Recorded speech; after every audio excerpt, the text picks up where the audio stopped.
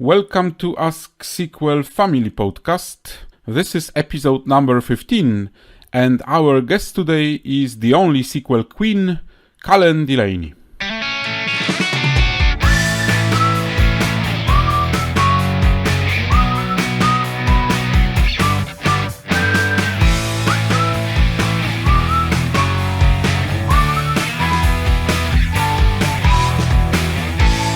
So now we can start. Yes. So we can start. Kalen. So would you like to introduce yourself and what you are doing? What am I doing for business in the world or here? Both. Yeah. Okay. Hello. I'm Kalen Delaney. I'm here in Wroclaw.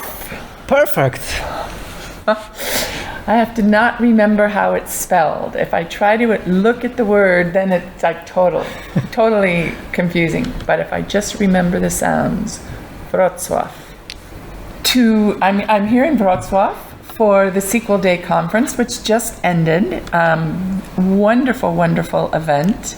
I was very impressed by the dedication of all the volunteers and the attendees. So many people so excited about SQL Server. That's just so wonderful to see.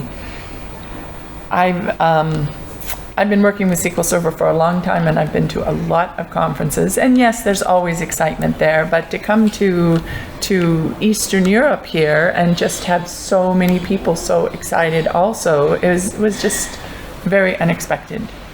So very nice to see, and I can see it just growing and growing. So that's wonderful. Most of the work that I do is training. So speaking at a conference is just a really natural thing for me to just share what I want to share about SQL Server. And it's even better than my classes because I just pick and choose what my favorite topics are, and I get to talk about just what I like to talk about.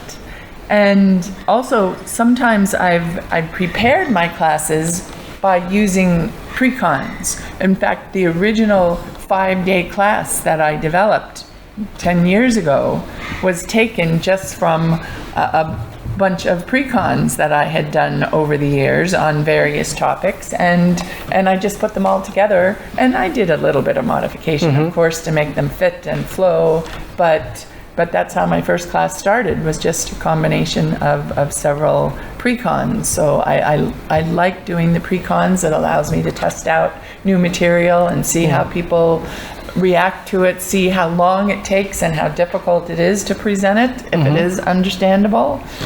So it's a really nice thing for me to be able to do. Most of what I'm doing is teaching. Writing, I'm working on some white papers on Azure for Microsoft now.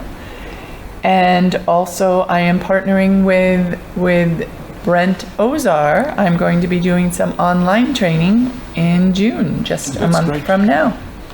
He was our first guest, basically. Last year. Exactly right, yes. 1 year ago. Last year here, and he was our first guest in the... Yes, I remember that he was here, and there was some confusion because I was talking to him, and we both said we were going to Poland, and the conferences were very close together on the calendar. Yes. So we thought we were going to be at the same conference, and then it was just like a few days before that we realized, wait a minute, I'm going to this city and you're going to that city, and what happened? how does this work? Oh, it's two different conferences. So yeah, they didn't get to see Brent. I haven't actually seen him in person in quite a while, but I'm glad you got to talk to him. Yeah. So how did you start working with SQL Server? Yeah, good question. SQL Server or with SQL? Or with SQL, okay. SQL, I was at the university. I was in graduate school studying computer science, and one of my professors was Michael Stonebreaker, who went on to start the Ingress company, the Ingress database system. He was a professor at UC Berkeley, where I was getting my graduate degree, and I took a database class from him. And although I will confess, I had some problems with Professor Stonebreaker. He was not my favorite person in the world, but I was fascinated by databases. And what you could do with them and retrieving data out of them. We didn't do anything with performance tuning. It was all just it was storing the data and querying the data. But even that was just fascinating. So when I was ready to look for a real job out of the, after I got my degree, I actually started teaching at the university for a while. I didn't teach databases. This was at UC Berkeley, and they had people like Michael Sonbreaker to teach the database classes. I taught introductory programming for quite a few years, but then I needed a full-time, better paying job than at the university, and looked around. I was in Berkeley, California, where the university was, and there was a new little company that a friend of mine recommended called Sybase. Oh, that's the history started. So I went and interviewed, and they were hiring like crazy. I interviewed on a Thursday, and they called me on Monday morning saying, "When can you start?" Well, how about Wednesday? I started 2 days later, less than a week after my interview, started working for Sybase, and had no idea what I was getting into, but that's how it all started. Amazing history. Yes. It was over 30 years ago. I know the date that I started because after 1 year, Sybase would give you a certificate that said, "I survived a year at Sybase," and I had the certificate up on my wall for many years, and so it had the date. I started on October 27th, 1987. So 2017 in October was 30 years. And it just turned out to be really, really lucky for me that Sybase ended up partnering with Microsoft, or that Microsoft chose Sybase to partner with, because it was just such an easy transition. After 5 years, my family then moved to the Seattle area where Microsoft was, and I was able to just start working with their product very easily because it was the same product in those days. Yes, and I never actually worked for Microsoft as an employee, like I was an employee for Sybase, but I started contract training for them almost immediately, and then I started writing and working with them, and to get to know the engineers that actually wrote the product at Microsoft was a very, very exciting thing. And I'm still excited about this product, and I still like sharing about it, and someday I might retire, but it keeps being exciting, so maybe not for a little while. So you were working with the product, but not as an employee of Microsoft? So never as a Microsoft employee, no. But you are so close. Why you decided to choose different way? I mean, maybe not different, but why you didn't choose to be Microsoft employee? You know, at the time when we moved up to the Seattle area, we decided we didn't want to live right close to Microsoft. We left Berkeley, which was getting very, very crowded and very expensive. It wasn't quite so expensive right near Microsoft, but it was still quite expensive. We wanted to live out in the countryside, and I had small children, and I didn't want to have to drive 2 hours to work every day. Yeah, absolutely. So if we had had more money when we moved up there and could have afforded a house closer to Microsoft, I might have looked for a job with them. But we wanted to live out of the way, and so I started doing consulting where I could not have to go in every day to an office. I could do a lot of work remotely, or if I needed to teach a class, then I would just fly somewhere.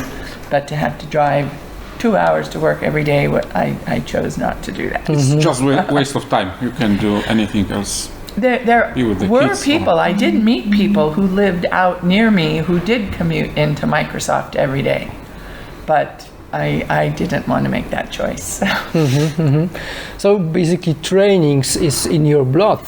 I have been in your blood for a very long time. Yeah, so before university, I did some teaching assistants in high school. I was a teaching assistant for math classes in high school. So I would say that probably you don't need some special special preparations for workshops or for pre-cons. I've gotten some good advice from people over the years, and I've seen people who I think are wonderful presenters that I've borrowed some of their techniques and tricks from. But no, I never did any specific training on how to be a presenter. So yeah, it just always seemed like something I just could do. I like to explain things. But do you have any ideas how a person who would like to start to be a presenter, what the person should do, how to prepare, how to not to be fear on stage? Oh, not to have stage fright. Stage fright, yeah. You know, I don't know if I have good advice for that. When I was teaching at the university, sometimes what I would do, because when I taught at the university, we had huge classes, sometimes 300 or 400 people teaching beginning programming to. This was Berkeley. Everybody wanted to learn how to use computers at Berkeley in those days. And I would get the first day of class, I would be very, very nervous. But what I would do is I would show up early and see all the other people that were waiting for the class to start. And sometimes I would just sit down with them in the back of the room like I was another student and just see what the room looked like from the perspective of a student. And I could sense that the students were sometimes a little nervous too. This was the beginning computer science class, so a lot of them had no idea what it was about, and they were scared if it was going to be too hard for them, if they were going to understand what was going on. And up until maybe 5 minutes before the class was to start, I would just try to feel like I was one of the students. And then just a few minutes before we started, then I would get up and go out the back and come around and come up to the front of the room. And every once in a while, there were a couple of people who recognized that I was the person who was sitting next to them, but usually not. And it just gave me a more of a comfort because I knew both sides. I knew that these are all just people here. They're waiting to see what they can learn here, and I'm waiting to see how they're going to accept what I have to offer them. And if I feel like I have something, I don't have to be perfect. I don't have to know everything, but I have something that I can offer them. I can share what I do have. And I never expected myself to be absolutely perfect. I just believed that I had something I could share. Yeah, so and we're all just people. We use that question like, are you perfectionist sometimes during the interview? So now we know that you are not going in that direction. No, not you don't have to be, okay?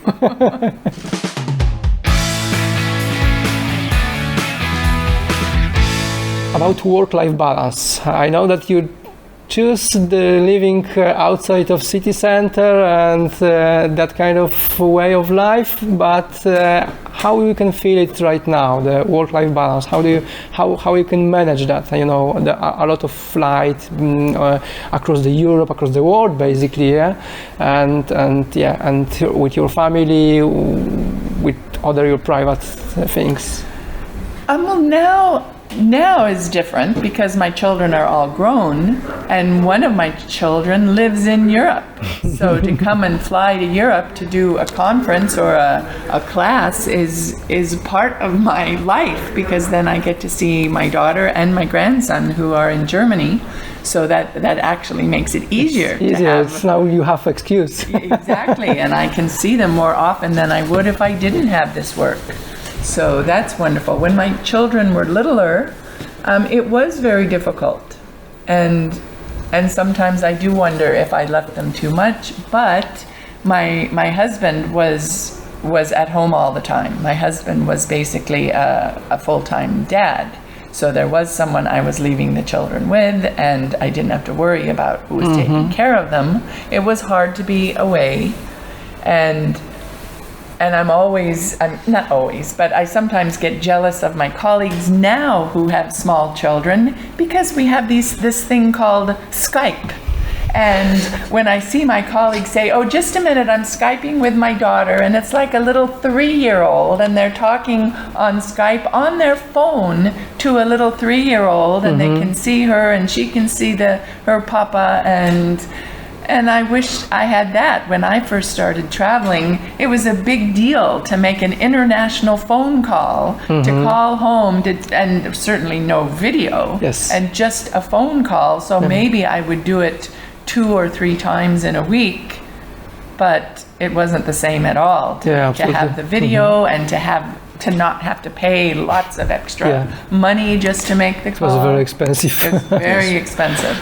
And for little children, just having audio was not as interactive for them. A lot of small children can't do real phone calls, but video, when they can see you, is very different, and little children are much better with that. I have a grandson now who's only 1.5, and I have video calls with him now, and he's starting to recognize me just on the Skype, and it's so I get it now with my grandson, but I feel bad that I wasn't able to do that with my children.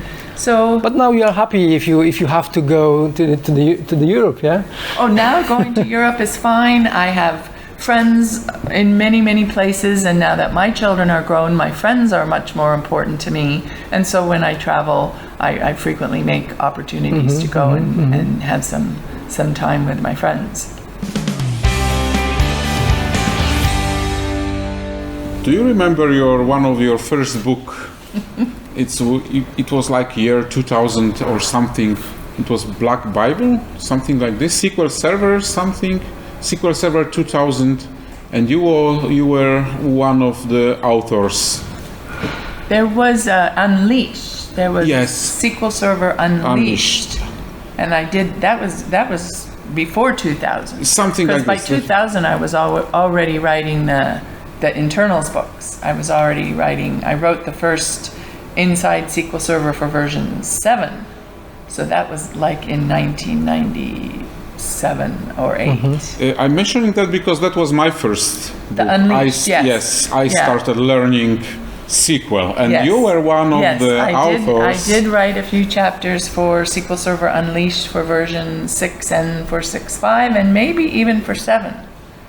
But then I was asked to take the SQL Server, the Inside SQL Server is what it was originally called, and someone who worked for Microsoft, Ron Sukup, was a project manager at Microsoft. He had been given a leave from his job and allowed to take full time for 9 months to write the first SQL Server book, to write the Inside SQL Server for 6.5. But even though he was paid his full salary and got to devote all his time to writing this book, he didn't like it. He said he hated it, and he never wanted to write another word again. So they offered me the possibility of updating it, and there were so many changes for SQL 7. It was a major project. It took me another 9 months, but I wasn't being paid full-time salary to do that. And I had some colleagues, a friend at Microsoft, in fact, who tried to talk me out of it. He said, this will just be too much work. It will just consume your whole life if you try to do this. And I remember we went out to dinner in Redmond, and he was doing everything he could to convince me this was not a good thing to do. And I didn't take his advice. And that's great, because we have a really great book, and I don't regret it. I do not regret it. There were some hard times, and there was some many late nights, but I don't regret it at all now. I'm very, very happy that I had that opportunity. I'm very glad that I got to and it was a door to meeting so many of the people at Microsoft. I mean, all of the developers at Microsoft that I know personally, and I can send an email to when I have questions, and I met them while working on this book, and they were so helpful and so friendly, and some of them are still good friends, and now to feel like I know people that I can talk to about whatever questions I have has made it a real wonderful opportunity. And it was also one of my first book I read entirely in English, because the Polish translation of the technical book into our language is sometimes not accurate. I've heard that from other people. Yes, and I thought it would be better to just to read it in English and learn something about also how to say something in English in technical language. So that would Yes. be more To better education, understand. more To better than understand. just technical. It would help you with your technical Yes. English. And I thought it's not that easy to read, but then I found it's easier to read in English, to read the content in English, because everything else was in English. Like we started having internet those days, yes. and the technical documentation, the MSDN, which you could order on DVDs, Yes, was I also in remember. English. I remember that. I still have the original MSDN I had library. stacks of MSDN discs still. Someday I have them as well, Yeah. 7 discs. It was the entire MSDN of all products. Well, Wow. I mean, but 7. they created a new one every quarter or every few times a year, and I didn't want to get rid of anything. I might need it. I think I still have. I probably have 100 discs that are. I don't know if they'll ever be usable for anything, but it's so hard to get rid of something like Yes, that. and Yes. it was great because when you were traveling, so business trip, Yes. you could have a disc, and in plane or tram Yes. or wherever you were, you could have the If your library laptop, with you. if your laptop had a CD player, and now That they time, don't. now no, but that time, yes, we had them. Yeah, But now you can get things on USB, USB, yes. and so And you can pack everything on the small USB stick. everything you ever need to know on one little stick.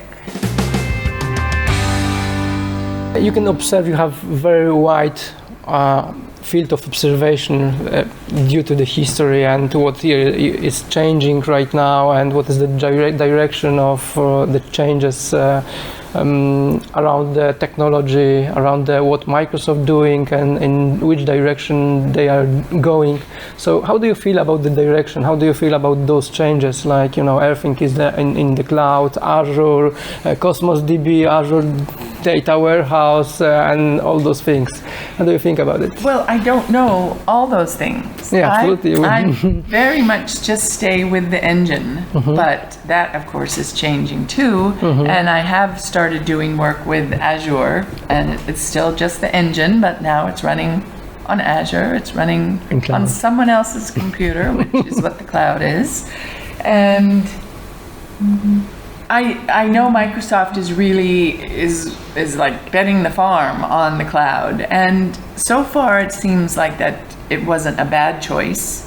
At first, I was a little bit concerned because it was like anything anybody had to do had a cloud focus. They switched a lot of their internal consulting people to just pushing for cloud, and in fact, I was interviewing with Microsoft. I was looking for a full-time position a little over a year ago, and I did some consulting with Microsoft, and it was very much focused on cloud. And whatever I did, I would have to be able to do it in the cloud and work in the cloud.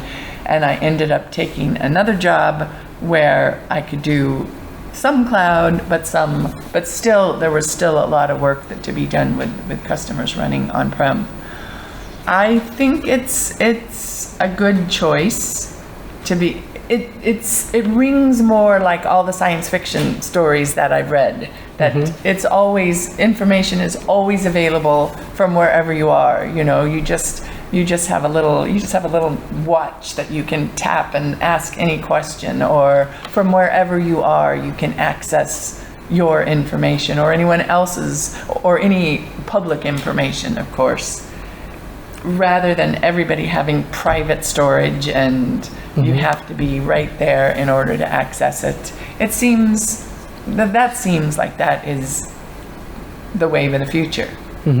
As far as all of the other technologies that Microsoft is introducing, I have not really dove into them. I really don't have a lot of Basically, anything to there's too compare much it of to. them currently. There's too much. I need to Absolutely. I'm trying to keep my field of vision a little more manageable. So it's that's too fine. much if you only think about data platform Yes. products or components and imagine the entire cloud.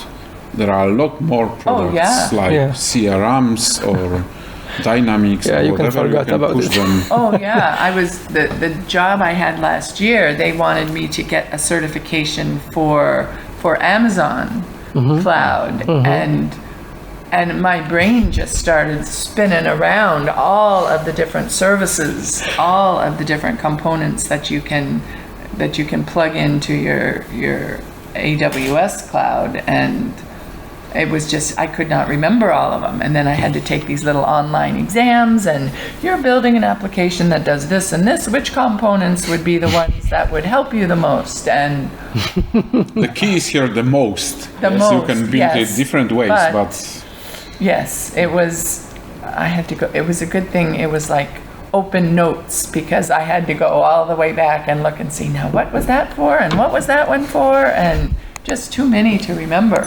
And that was just for Amazon, and Microsoft has its, and Google has a whole bunch of services, and to try to keep track of who's doing what and who does what better than who else.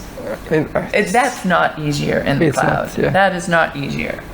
It's The idea of the cloud is good, but keeping track of everything there is no easier than keeping track of all the different pieces we have anyway.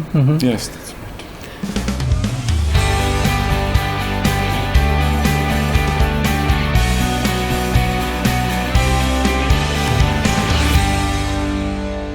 What do you think about community around SQL Server? I was just asking someone this the other day about, is there any other technology that has this kind of a community I mean, the people use the hashtag SQL Family, and I think it's really true. I mean, there are people that have problems with each other. There are people who don't like each other, but that's true in any family. But the fact of people helping each other out, and that there is someone there who will help you or take care of you if you need it, that's also family. And a family is where you belong, and the fact that once you get into the SQL world, you're just part of this That's true. family. True. I don't know how this started, but it has been for a long time. When I first was an MVP, when I first was a SQL MVP, there were just a few of us, and there was a MVP summit. I believe the first one I noticed this was in Dallas. We had our MVP summit in Dallas, and there were only maybe like less than 10 SQL Server MVPs. Wow. And Very beginning. Very beginning, and we all really liked each other. And we hung out together all the time. And I did have a friend who was an exchange MVP, and he came over and talked to me at one point, and he goes, some of the other exchange MVPs are asking, why do those SQL people hang out together all the time? They thought it was strange. It's like we didn't go off on our own. We didn't go meet other MVPs from other technologies. The SQL people liked being with other SQL people. Sounds like perfect world, yeah? And we all really liked each other. And these are my friends, and why would, if I didn't like anybody there, then I would go and find someone else to talk to. But I was perfectly happy just being with my friends who were the other SQL Server MVPs. And that was from very long ago it started. And as more MVPs came in, and then the PASS conference started, which obviously wasn't just for MVPs. And so other people, though, got invited to just be there talking about SQL Server and sharing and hanging out together. Obviously, we don't all hang out as one big 5,000 person group, but I think the feeling of connection just didn't disappear. And I don't know of the reason why, but it started that way, and it's just continued that way. So SQLDay is also community conference. It's built by the community. Yes, It's yes. organized by Same community. situation. So you have your family here in Yes. Poland, but then you're connected to the larger family We as try well. to, Yes, absolutely. as much as possible, we Well, try to I mean, do this. there are people in your group who are definitely connected to the bigger group, so it's all connected. We were going to the conference across the Europe as well, so Yes. we have the community members and From all SQL of Europe, Family. and you come to the States, and Yeah. I go to India in August for DPS with Okay. Edwin and some other people. Danny Cherry will be there. yes, he's And been there also- before. Yes, he was. And also some other guys from US, but Yeah. not only from US, across India across has the a world. huge yes. SQL community Yes. too. Yes. So it's a kind of big conference, like 5,000 people will come. Wow. So it's the For India, it's a small conference. it's actually not the smallest one, but it's organized by Amit Bansal, who is Yes, also yes. MCM SQL Server, so famous person as well.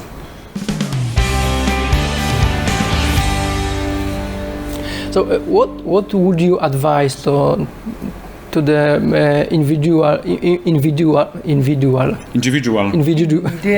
to the person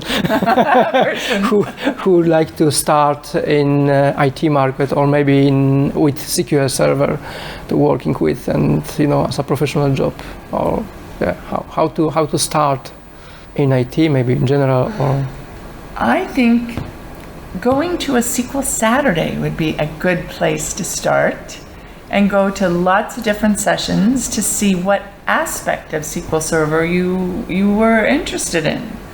And then almost all the speakers will have sample scripts that you can try, and you can get a developer edition of SQL Server for no charge, and find what area of SQL Server you like and just start playing with it. And then after you feel like you know a little more, then go to another SQL Saturday and maybe talk to companies that are working with what you like doing, and maybe some of them are hiring. So I think because SQL itself is just so big, you need to find what within it you're interested in, and to be able to go to a SQL Saturday for no charge and start to get some exposure, I think could be a wonderful thing to do. So I'll tell you another story then about, I have 4 children, but only one of them is really into technology. My middle son wants to be a game programmer, but he's just a brilliant programmer, and he has a job doing software development, not games yet, but he keeps trying, keeps interviewing with games companies, but he's doing development at his company, and someone else in his company in IT is working with MySQL, and knows that my son is so smart, and so has started coming to him for help with SQL, even though my son doesn't really know it that well. He can help a little bit because he learns things instantly. But a few things he couldn't answer, so he started asking me. So to have my son asking me SQL questions is a real thrill. And in fact, he said thank you more times in the last 3 weeks than he has like in the last few years.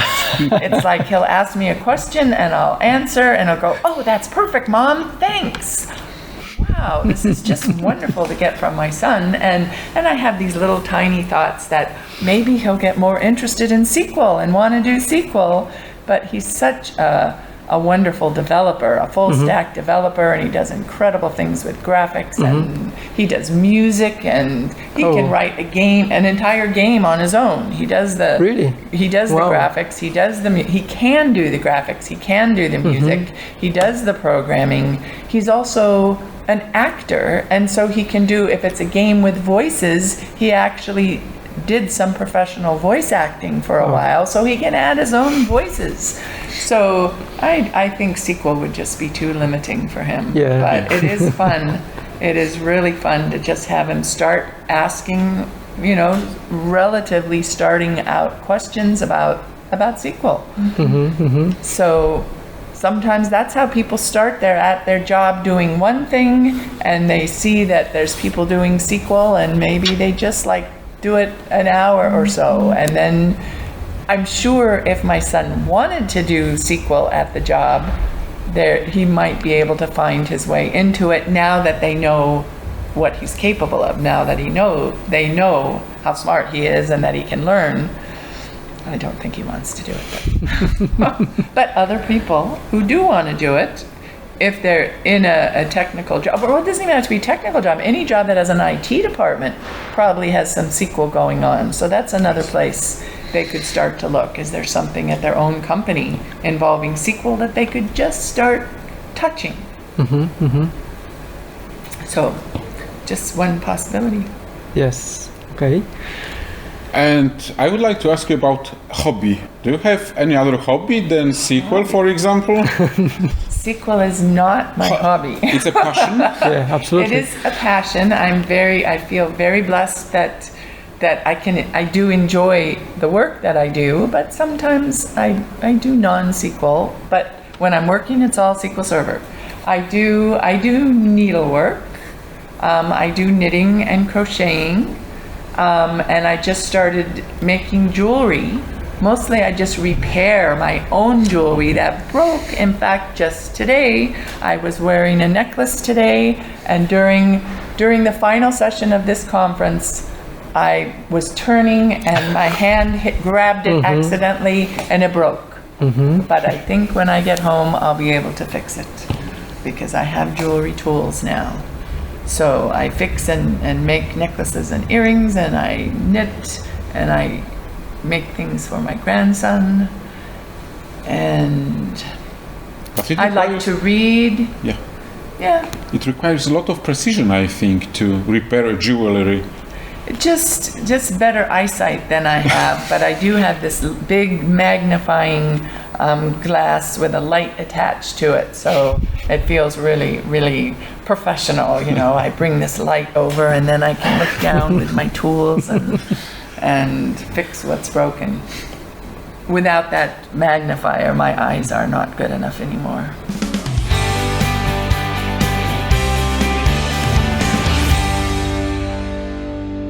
So where we can find you in the next event and where? Next, mostly I'm doing writing of white papers, working with Microsoft for most of my work for the next few months, but I will be at SQL Saturday in Sacramento in July.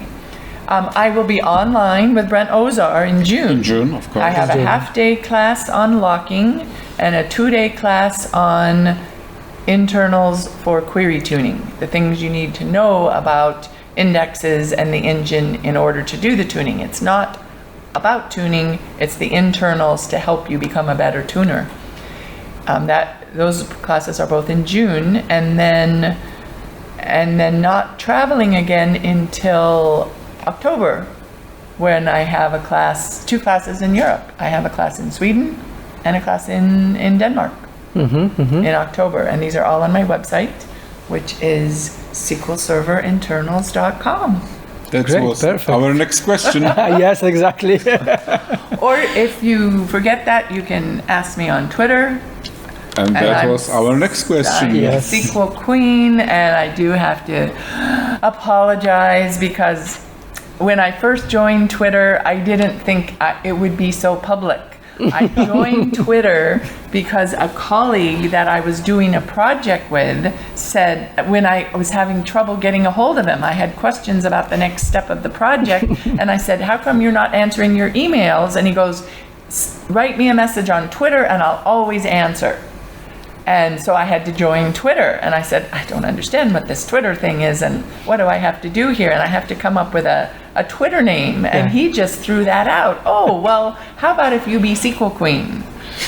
And I just thought it would be for talking to him, and not realizing that it would be, that the whole world would start calling me SQL Queen. So I think it's completely okay, Yes. because I totally think that, and probably everyone could agree that you completely deserve for that. But Yes. for So me to for come that up with it title. on my own, usually I don't do that. When I start a company, I'm not somebody who would name my company after myself. So to have a Twitter handle that just seems to be aggrandizing is normally would not be something I would do. But I thought it would just be a private thing with this one colleague, and I didn't know it would grow. It's very easy to remember It is right easy now. to So remember. Yeah. And I don't mind it so much, but it isn't what I would have thought of if I knew what Twitter would become and that I would be doing so much communication on Twitter. But you know, it actually helped us when we announced this conference last year. So we also announced that you will see the real SQL Queen. Okay, well, I'm glad it was useful to you. Yeah, so Kalen, thank you for accepting our invitation to this interview. So basically, we can say that finally it has happened. Yes, How after long? months. After how many times have we 7 months, tried? I think. Yes, It was worth waiting for this moment. Yeah, Well, and thank especially meet you here, yeah, Yes, in in Wrocław, Poland. in Poland. Yeah, great. Thank you very much. Well, thank Thank you very much. Thank you. Good to talk to you. Thank you for joining us, listening this podcast and time spent jointly. You can find this podcast on website sqlplayer.net. Share this episode if you like it and let us know if you want to hear a specific person from SQL community or maybe about interesting topic or technology.